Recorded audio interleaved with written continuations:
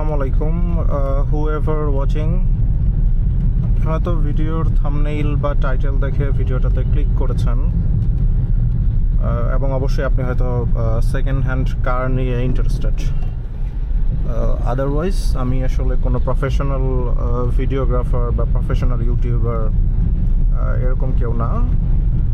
But এই গাড়িটা আমি গত 1 বছর যাবৎ চালাচ্ছি। সেক্ষেত্রে মনে হলো যে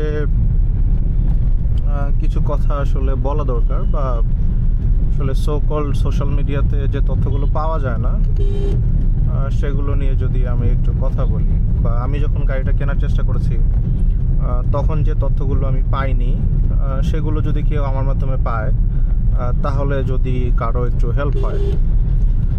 প্রথম কথা হলো যে মূল কথা সেটা হলো যে এই গাড়িটা একটা নিশানের একটা গাড়ি, নিশান টিডা। এটার মডেল হলো 2005, খুবই আনকনভেনশনাল একটা মডেল বাংলাদেশের পার্সপেক্টিভে।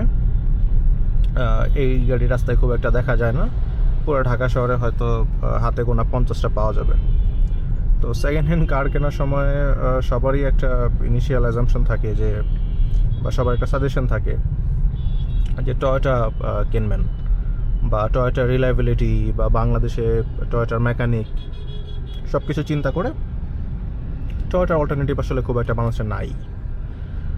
সেই ক্ষেত্রে কেন আমি আসলে টয়োটা না কিনে নিশানের একটা গাড়ি কিনলাম নিজের প্রথম গাড়ি হিসেবে, একটা সেকেন্ড হ্যান্ড গাড়ি হিসেবে, 2005-এর মডেল, যে গাড়িটা অলরেডি 20 বছর পুরনো। সো আমি কী ফ্যাক্টর কনসিডার করে এরকম একটা আনকনভেনশনাল মডেল কিনেছিলাম, এবং সেটার ফলে কি আমাকে সাফার করতে হয়েছে কিনা, বা do I regret that decision, এগুলো নিয়ে ভাবলাম যে একটু আজকে অফিসে যেতে যেতে আপনাদের সাথে একটু কথা বলি আর কি। তো সেক্ষেত্রে আমার প্রথম কথা সেটা হলো যে কেন আমি টয়োটা কিনলাম না আসলে। এরপরে আস্তে আস্তে আরও পার্টিকুলার হচ্ছি ব্যাপারটাতে। প্রথম হলো যে আমার বাজেট ছিল, to be honest with you people, একদমই 10 লাখ টাকা, 10 লাখ। এর থেকে আসলে বেশি করা সম্ভব ছিল না, বাট বেশি করা সম্ভব হলেও আমি আসলে ফার্স্ট কার হিসেবে এর থেকে বেশি টাকা একটা গাড়ির পিছনে খরচ করতে চাই নাই আসলে। I have other things to do in life. So considering all this thing, আমি একদম 10 লাখ যে এটাই গাড়ির জন্য এই টাকাটাই খরচ করতে হবে। তো সেক্ষেত্রে ইউজুয়ালি যেটা হয় যে ফার্স্ট কার সবার কথা শুনে বা সবার সাজেশন অনুযায়ী টয়োটা এটার কোনো অল্টারনেটিভ নাই, এবং আমারও এই ছিল যে টয়োটাই কিনবো। সেক্ষেত্রে আমি তখন গাড়ি দেখা শুরু করলাম। যখন আমি গাড়ি দেখা শুরু করলাম তখন আপনারা তো অলরেডি জানেন যে সেকেন্ড হ্যান্ড কার মার্কেটটা আসলে মানে কী অবস্থা বাংলাদেশে। শোরুম টোরুম দিয়ে এলোমেলো অবস্থা করে, দালাল দিয়ে, দালাল বলা ঠিক না, broker, media, so called everything দিয়ে পুরো অবস্থা খারাপ। আর তার থেকে বড় কথা, গাড়ির হিস্ট্রি বের করা খুব ডিফিকাল্ট। কোন গাড়ির হিস্ট্রি যে কীরকম, কোন গাড়ি যে কোথায় চলছে। তো সেক্ষেত্রে 10 লাখ টাকা বাজেটের মধ্যে একমাত্র 1500 সিসি সেডান কার একমাত্র গাড়ি ছিল আমার এক্স করোলাও মনে করেন যে 10 লাখে, মানে শোরুম যেগুলো হয়তো মালিকের থেকে কিনলে একটু কমে পাওয়া যেত, শোরুমগুলো আসলে 10-এর কমে কোনোভাবেই ছাড়তে ছিল না। আর 10-এর কম যেগুলোতে পাওয়া যায়, মনে করেন 9, 9.5, ওগুলোর আসলে যে অবস্থা, ওইটা আসলে ওইটার পিছিয়ে আরও 2 লাখ টাকা এমনি খরচ করতে হবে। সো কনসিডারিং এভরিথিং, একটাই গাড়ি ছিল টয়োটার এই বাজেটে, সেটা হলো এক্স করোলা। এবং এক্স করোলা একটা লিজেন্ডারি কার, এটাতে কোনো ডাউট নাই। এই গাড়ি কিনলে কেউ রিগ্রেট করবেন না যদি ঠিকমতো কিনতে পারেন। কিন্তু আমি যে কারণে এই গাড়িটা কিনলাম না, বা যে কারণে আমি অ্যাভয়েড করে গেলাম আসলে, সেটা একটা বড় কারণ ছিল এক্স করোলা গাড়ির হিস্ট্রি ইন বাংলাদেশ। হিস্ট্রি বলতে ওনারশিপ হিস্ট্রি। কীরকম ওনারশিপ হিস্ট্রি? এই গাড়িগুলো 2004-05-এর মডেল।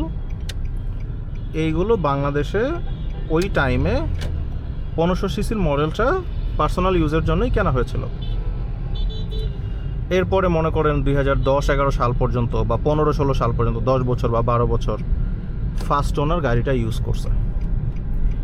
এরপরে গাড়িটা চলে গেছে ম্যাক্সিমাম গাড়ি রেন্টে কারে। ম্যাক্সিমাম এস করোলার এটার সেকেন্ড ওনার যে আছে সেটা হলো এটা রিলায়েবিলিটির কথা চিন্তা করে, এটা ডিউরেবিলিটির কথা চিন্তা করে এটা চলে গেছে রেন্টে কারের কাছে। তো রেন্টে কার মনে করেন গাড়িটা 4-5 বছর চালাইছে, বা যদি 2-3টা হাত বদল হয়ে থাকে 7-8 বছর গাড়িটা আসলে রেন্টে কারে ছিল। মানে কমন হিস্ট্রি বলতেছে আমি, সব গাড়ি না, কিছু এক্সেপশনাল আছে যে এক ওনারই ইউজ করেছে। বাট এক্সেপশনাল কেস বাদ দিলে এখন যে গাড়িগুলো শোরুমে পাওয়া যায়, শোরুমে বলতে সেকেন্ড হ্যান্ড শোরুম, এইখানে অলরেডি আপনার এগুলো আসলে রেন্টে কারের গাড়ি, মানে গাড়ি অলরেডি রেন্টে কারে ইউজ করা হয়েছে। গাড়ি প্রচণ্ড রকম অ্যাবিউজ করা হয়েছে, একদম ভয়ঙ্কর রকম অ্যাবিউজ করা হয়েছে। গাড়ির বডি পার্টস, ফ্রেম বেঁকে গেছে অনেক জায়গায়, কালার 3-4 বার কালার করা হয়েছে, অনেক চিপ কালার করা হয়েছে, ভিতরে জং আছে। তো সব কিছু মিলায়া এক্স করোলা গাড়িটা ভালো, কিন্তু মার্কেট এক্সিস্টিং এক্স করোলা যেগুলো পাওয়া যায় 10 লাখে বা যেগুলো সেল করা হচ্ছে, আমার গাড়িগুলো পছন্দ হয় নাই, একদমই পছন্দ হয় নাই। মনে হতে পারে ভাই সেকেন্ড হ্যান্ড গাড়ি কিনতেছেন, এত ডিমান্ড থাকলে তো বিপদ। আপনি কি চান আসলে? যে না, আমি আসলে কি চাই সেটা কথা না, end of the day it's my money. 10 lakh টাকা হয়তো একটা গাড়ি হিসাবে অনেক কম, কিন্তু স্টিল ইটস 10 লাখ টাকা, রাইট? সো 10 লাখ টাকার কথা চিন্তা করে আমার কাছে মনে হয়েছে যে না, 10 লাখ টাকা দিয়ে একটা অ্যাসেট কিনবো, একটা যাই জিনিসের পেছনে স্পেন্ড করব, সেই জিনিসের যদি এই অবস্থা, গাড়ি চলবে এটাতে কোনো ডাউট নাই, আপনার এক্স করোলা গাড়ি চলবে, দ্যার ইজ নো ডাউট, গাড়িতে কোনো সমস্যা হবে না। কিন্তু গাড়ির কন্ডিশন আমার একদমই ভালো লাগে নাই, সব কটাই। মানে হেডলাইট টাইট সব কিছু অনেকবার চেঞ্জ হয়েছে, মাল্টিপল টাইম চেঞ্জ হয়েছে। এটা খুবই ট্রেস করা খুব ডিফিকাল্ট হয়ে যাচ্ছিল। সেক্ষেত্রে আমি দেখলাম যে না, এক্স করোলা মার্কেট এক্সিস্টিং যেগুলো আছে বা যেগুলো পাওয়া যাচ্ছে অ্যাভেলেবল পছন্দ হয় নাই, বা আমি পাই নাই খুঁজে আর কি। এরপরে তাহলে আর কি আছে, আর একটু ওপরে যাইতে হবে। সেক্ষেত্রে 2004-এর এফ প্রিমিও বা এক্সিও বলেন, তখন আবার বাজেট চলে যায় 12 আপ। আর আপনারা জানেন সেকেন্ড হ্যান্ড গাড়ি খালি কিনলেই হয় না, কিছু টাকা হাতে রাইখা দিতে হয়, কারণ গাড়িটা কিনে নিয়ে আপনাকে এটাকে রিকন্ডিশনিং করতে হবে বা কন্ডিশনিং করতে হবে। গাড়িতে প্রচুর কাজ থাকবে। তো সেটা চিন্তা করে আমার যদি গাড়ি কিনতেই 12 লাখ টাকা চলে যায়, ওই গাড়ি আমার রানিং করতে লাগে যাবে 15 লাখ টাকা। সো অলমোস্ট আমার বাজেট যদি 10 হয় স্টার্টিং ফ্রম 10, এটা মানে কেমন হয়ে যাচ্ছে। তো সব কিছু চিন্তা করে আমি বাদ দিলাম যে না, এইভাবে মিলানো পাচ্ছে না, তাহলে আমাকে গাড়ি আরও কমে কিনতে হবে, যে আমাকে 8 লাখ বা 8.5 লাখের মধ্যে গাড়ি কিনতে হবে। এরপরে তাইলে হয়তো একটু কাজ টাজ করে 10 লাখে যাতে আমার গাড়ি রানিং থাকে। তো সব কিছু চিন্তা করে দেখা গেল যে আমি গাড়ি পাইলাম আইএসটি, টয়োটা আইএসটি, যেটা 1300 সিসির একটা গাড়ি।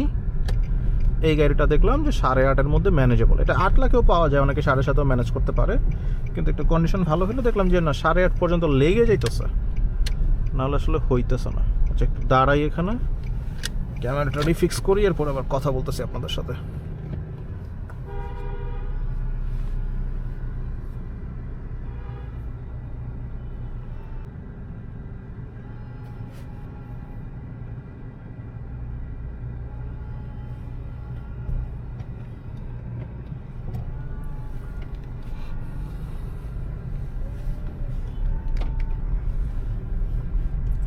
ওকে, সো যে কথা বলতেছিলাম, আমার সেক্ষেত্রে গাড়ি পাওয়া গেল হলো টয়োটা আইএসটি 8.5 লাখ। কিন্তু সমস্যা হলো গাড়িটা 1300 সিসি, গাড়িটা হলো সেডান না, গাড়িটা হলো হ্যাচব্যাক। এখন সেডানের তো আলাদা একটা ব্যাপার আছে, স্পেসিংয়ের একটা ব্যাপার আছে। আর আমার গাড়ি কেনার একটা বড় উদ্দেশ্য ছিল আমি যাতে রেগুলার ঢাকা থেকে টু অ্যান্ড ফ্রো আমার এলাকায় যাতায়াত করতে পারি আর কি। এলাকা বলতে আমার এলাকা হলো টাঙ্গাইল যেহেতু এখন 4 লেনের রাস্তা হয়ে গেছে, যেহেতু আমি ফ্যামিলিকে র্যান্ডমলি ভিজিট করতে পারি আর কি। সো সেক্ষেত্রে 1300 সিসি হাইওয়েতে একটু প্রবলেম হয়ে যায়। এইসব চিন্তা করে হ্যাচব্যাক এবং 1300 সিসি এই দুইটা কন্ডিশনের কারণে, আইএসটি 1500 সিসিও আছে, ওইটার আবার দাম অনেক হাই চায় আর কি। So I am talking about the 1300 CC one আর কি। তো ওইটা চিন্তা করে 1300 সিসির গাড়িটা কোয়ালিফাই করলো না। এখন বলতে গেলে আসলে এই প্রাইসে আমার কাছে আর টয়োটা গাড়ি নাই একদম, মানে কন্ডিশন অনুযায়ী নাই। মেলানো যাবে, আইএসটি নেওয়া যাবে, এক্স করোলা একটা নিয়ে নেওয়া যেত, কিন্তু আমার পছন্দ অনুযায়ী হচ্ছিল না। সেক্ষেত্রে নিশানের দুইটা গাড়ি আমার সামনে ছিল, দুইটা বলতে একটা গাড়ি, নিশান ব্লুবার্ড গাড়িটাও আসলে রিলায়েবল, খারাপ না, বাংলাদেশে অনেকদিন ধরে চলতেছে এবং অনেক চলছে। সো মেনি নিশান ব্লুবার্ড, একটা পার্টিকুলার মডেল হিসেবে নিশানের দুইটা মডেল খুব ভালো বাংলাদেশে চলছে, একটা হলো ব্লুবার্ড আর একটা হলো যে এক্স ট্রেইল, মানে এসইউভির মধ্যে। তো সেক্ষেত্রে ব্লুবার্ডটাও আমার পছন্দ হয়েছিল, কিন্তু ব্লুবার্ডটাও দেখলাম যে একটু মিলাইতে গেলে কন্ডিশন অনুযায়ী এটা আসলে 12 লাখ বা অ্যাটলিস্ট 11 লাখের কমে পাওয়া যাচ্ছিল না আর কি। তো তখন হঠাৎ করে কোন একটা শোরুমে আমি এই মডেলটা পাইলাম আর কি, নিশান টিডা। এই মডেলটা গাড়িটা আমার পছন্দ হলো, সেডান কার, 1500 সিসি, কিন্তু যেহেতু একটা আনকনভেনশনাল কার, আমার একটু ভয় লাগা শুরু হলো যে একটা আনকনভেনশনাল গাড়ি কিনবো, টিডা এটা কেমন হবে আর কি। পরে আমি একটু ইনকোয়ারি করে দেখলাম যে এটার আনকনভেনশনাল হইলেও এটার যে ইঞ্জিন, এটা হলো HR15 ইঞ্জিন, যেটা একদমই নিশান ব্লুবার্ডের সাথে আইডেন্টিক্যাল ইঞ্জিন, একদম আইডেন্টিক্যাল ইঞ্জিন, সেম ইঞ্জিন, একদম ইচ পার্টস রিপ্লেসেবল। আর বডির যে পার্টসগুলো আছে, মনে করেন ব্রেক শু টুকশু, এগুলো সবই খুবই কমন, এগুলো ম্যাক্সিমাম গাড়ির সাথে মিলে যায়। নিশান এক্সট্রেলের সাথে কিছু মিলে, নিশান জুকির সাথে কিছু মিলে মার্কেটে পার্টস নিয়ে কোনো সমস্যা নেই। তো আমি একটু সাহস পাইলাম আর কি যে হ্যাঁ, তাহলে তো পার্টস নিয়ে যদি ঝামেলা না থাকে। ও তারপর আরেকটা কন্ডিশন ছিল, গাড়িটা তেলের, গাড়িটা কমপ্লিটলি 20 বছর হইলেও এইটার গাড়িটা একটা ওনার প্রায় 17-18 বছর চালাইছে, ওনার হাতেই ছিল ফার্স্ট ওনার, এবং উনি একজন রিটায়ার্ড মিলিটারি অফিসার মেবি। তো গাড়িটা ম্যাক্সিমাম টাইম ক্যান্টনমেন্টের ভিতরেই চলছে। কনসিডারিং এভরিথিং, এই গাড়ির হিস্ট্রি আমার কাছে খুব ভাল লাগছে আর কি। আর গাড়ির কন্ডিশন আমি নাভানাতে নিয়ে চেক করাইছিলাম, সব কিছুই আমার কাছে খুবই প্রিমিয়াম মনে হয়েছে আর কি।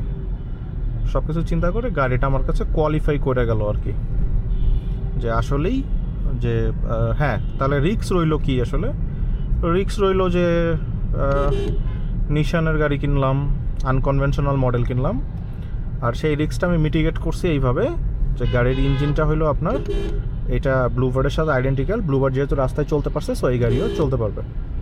আর সব পার্টসই রাস্তায় পাওয়া যায়, এবং মানে রাস্তায় বলতে দোকানগুলোতে পাওয়া যায় আর কি। কোনো পার্টসের জন্য আমাকে কখনো 10 মিনিটের বেশি ওয়েট করতে হয় নাই, যেখানে গেছি কাজ করছে ওরা আশপাশ থেকে ম্যানেজ করে ফেলতে পারছে। এবং শুধু এরকম না, একটা কনসেপ্ট আছে, সেটা হলো যে শুধু মনে হয় যে নতুন পার্টসই কিনতে হয় বা একদম অরিজিনাল কিনতে হয়। এটা কথা ছিল একসময় যে নিশানে সবসময় অরিজিনাল পার্টস কিনতে হয়, কারণ পুরাতন পার্টসগুলো পাওয়া যায় না। হ্যাঁ, একটা সময় এটা ছিল, এটা আমার জন্য কাইন্ড অফ একটা অ্যাডভান্টেজ বলতে পারেন, কারণ আগের যে ইনিশিয়াল ওনার যে চালাইছে, উনি কিন্তু মানে 2005 থেকে 2007-এ ইম্পোর্ট হয়েছে, এটা 5-এর মডেল। তো 2007 থেকে মনে করেন যে 20 সাল পর্যন্ত যে চালাইছে, উনি কোনো মনে করেন যে চাইনিজ বা ফাতরা কোনো পার্টস ইউজ করার সুযোগ পায় নাই, কারণ এগুলো সব কিছু অরিজিনাল পার্টসই সবসময় পাওয়া যেত।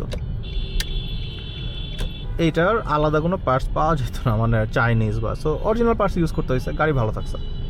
আর এখন এইটার অরিজিনাল বলেন, তারপর থাই বলেন, সবগুলোই পাওয়া যায়। এই জায়গাটা আমি এত হেট করি, আমার অফিসে যাওয়ার মুডটাই হলো নষ্ট করে ফেলে প্রতিদিন সকালে। এখন তো তার একটু কম, আপনি যদি কখনো এখানে 7:30টার সময় আসেন, অবস্থাটা দেখতে পাবেন কি যে একটা কন্ডিশন হয় এইখানে। এই যে ওই পাশে যে স্কুলগুলো আছে আসাদ গেটের, সব গাড়ি এইখান দিয়ে পাস করে। আর এই যে মামাদেরকে তো দেখতেই পাচ্ছেন, the king of the road. অবস্থাটা জাস্ট দেখেন, মানে আপনি জাস্ট দেখেন রাস্তায় গাড়ি কয়টা আর রিক্সা কয়টা। ও মাই গড, শহরটা যে কী হবে। যাই হোক, সেফলি বের হয়ে যেতে পারলো আলহামদুলিল্লাহ। এইসব জায়গাতে গাড়িতে ক্র্যাচ লাগে আর কি, মানে যে কসব জায়গায় একটু সাবধানে চলতে হয়, এটা হলো ওয়ান অফ দোজ প্লেস। এই তো ছাইরা দিল দুই দিক থেকে, পাশে একটা ঠেলা গাড়ি যাইতেছে, ঠেলা গাড়ির জায়গা দিতে গিয়ে তো আমার ওকে বাম দিয়ে আবার সিএনজি আসতেছে, বামে ডানে বাইক, রিক্সা, সিএনজি। ওকে, টান টানা হয়ে গেছে, একটা বাইকার ভাইয়া জায়গা চাইতেছে পেছন থেকে। ফাইন। এই যে দেখছেন স্কুলগুলোর জন্য এখানে আবার পার্ক কইরা, মানে রিক্সা পার্ক করে রেখে দিছে। তো সব মিলে একটা ম্যাসাকার আর কি। ওকে, যাই হোক, বের হয়ে গেছি। জ্যামের মধ্যে থাকলে একটু স্ট্রেস লাগে, বিশেষ করে এইসব দুই পাশ থেকে যখন রিক্সা আসতে থাকে, কারণ ওরা ওই লেনটা মেনটেন করে না। আমি যে লেনে আছি আমি হয়তো ওই লেনেই টার্ন নিব, কিন্তু ওরা নিবে না। ও ফার্স্ট লেন থেকে সেকেন্ড লেনে চলে আসবে, তো আপনার গায়ের উপর চলে আসবে আর কি, গায়ে বলতে গাড়ির উপর। তো এটা গেল এক নম্বর কথা। সো গাড়িটার কন্ডিশন সুপার। এই যে আমি টানতেছি, চেসিসে কোনো সাউন্ড নাই, কোথাও কোনো সাউন্ড নাই, সব কিছু মিলে একটা সুপার কন্ডিশনের একটা গাড়ি আসলে আমি পাইছি। এবং আমার এটা রেজিস্ট্রেশন সহ সব কিছু মিলে আমার বাজেটের মধ্যেই পড়ছে আর কি, ইনিশিয়ালি যে বাজেটটা নিয়ে আপনাদের সাথে কথা বলছে। সো সব কিছু মিলে আমি একটা রিস্ক নিয়ে ফেললাম। রিস্ক বলতে সবার সাজেশনের এগেনস্টে গিয়ে আমি একটা আনকনভেনশনাল নিশান গাড়ি কিনে ফেললাম আর কি। এবং সেটা আমি নিজের প্রথম কার, জাস্ট পুরাই নিজের কনফিডেন্সের উপর যে আমি ম্যানেজ করতে পারবো আর কি। যে ম্যানেজ কী সমস্যা হবে, গাড়ির পার্টস ঠিক আছে একবার চেঞ্জ করব, যদি কোনো পার্টসের সমস্যা থাকে আমি একবার নতুন পার্টস লাগাবো, এরপরে কী সমস্যা হবে। আর আমাকে অনেক মেকানিক একটা কথা বলছিল যে ভাই যে গাড়ি কিনেন চেসিসটা খেয়াল রাখবেন, আপনার engine what ever it is এগুলো কিচ্ছু ম্যাটার করে না, এগুলো সব বদলায় ফেলা যায়। একটা ইঞ্জিনের প্রাইসও খুব একটা বেশি না ইফ ইউ নিড। সো সকল পার্টসই আসলে চেঞ্জ করা যায়, এগুলো কোনোটাই কোনো সমস্যা না। আপনি দেখবেন গাড়ির চেসিস ঠিক আছে কিনা। আপনার গাড়ির যদি চেসিস ঠিক থাকে আপনার পুরো ইনভেস্টমেন্টটা কখনো লস হবে না। মানে হ্যাঁ, আপনার হয়তো একটু প্যারা হইতে পারে যে ইঞ্জিন চেঞ্জ করা লাগলো, মানে আমার লাগে নাই বা সেই এই ব্যাপারটা নাই, কিন্তু বলতেছি আর কি যে মানে এই আইডিয়াটা ছিল আমার যে গাড়ি যদি চেসিস ভালো থাকে অন্য সব কিছু আপনি ঠিক করে ফেলতে পারবেন। এবং ঠিক করে ফেললে গাড়ি ভালো মানে লাস্টিংই করবে আর কি, আপনাকে পুরো সার্ভিসটাই দিবে। তো সেক্ষেত্রে যেহেতু এই গাড়িটার চেসিস ভালো ছিল সব কিছু মিলে, আর ইঞ্জিনও পারফরমেন্স সব কিছু ভালো ছিল, সব কিছু ভালো মিলে আমি গাড়িটা আসলে নিই আর কি। নিয়ে নেওয়ার পরে এরপরে কথা হইলো যে তাহলে কি আমি গাড়িটা কেনার পরে 1 বছর হয়ে গেছে, আমি 25শে ডিসেম্বরে নিছি, এখন হলো 26শে জানুয়ারি, আজকে মনে হয় 29 তারিখ। সো অলমোস্ট 13 মাস ধরে আমি গাড়িটা আসলে চালাইতেছি। এইটা ছিল আমার মানে কার বাইং এক্সপিরিয়েন্সটা আর কি, যে আমি যে আসলে গাড়িটা কিনলাম বা কেন কিনলাম, কি মনে করে টয়োটা না কিনে নিশান কিনলাম, এই বিষয়ে কথা বললাম আর কি। মানে চয়েসটা কেন এরকম একটা আনকনভেনশনাল চয়েস করেছিলাম।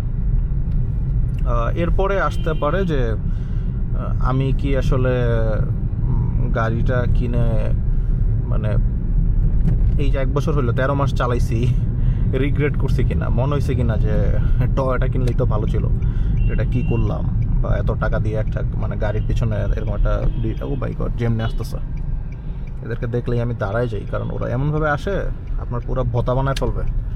কয়েকটা অ্যাক্সিডেন্ট দেখছি, আপনার নিজের অ্যাসেট নিয়ে আপনি নিজে সাবধানে থাকেন। সো এরপরের কথা হইলো যে আমি আসলে এটা রিগ্রেট করি কিনা, বা রিগ্রেট করার মতো কোনো সিচুয়েশন ক্রিয়েট হয়েছে কিনা, বা গাড়িটা কেনার পর আমাকে আসলে কি কাজ করতে হয়েছে, বা গাড়িটা রানিং করার জন্য বা গাড়িটা ভালো রেগুলার ড্রাইভেবল রাখার জন্য আমাকে আসলে কি কাজ করতে হয়েছে। তো ওই বিষয়ে একটু কথা বলি এখন। ভিডিওটা অনেক লম্বা হয়ে যেতে পারে, যদি আসলে কেউ দেখে থাকেন সেক্ষেত্রে আমি কাট করে এখান থেকে আর একটা সেকেন্ড এপিসোড করে দিতে পারি বা সেকেন্ড পার্ট করে দিতে পারি, যেহেতু অনেক বড় ভিডিও, 1 ঘন্টা 1.5 ঘন্টা। মানে যদি ভালো লাগে তাহলে পরেরটাও দেখলেন, আর ভালো না লাগলে তো আর দেখার দরকার নাই আর কি। বা if you are not interested on the topic, you might just skip the second part.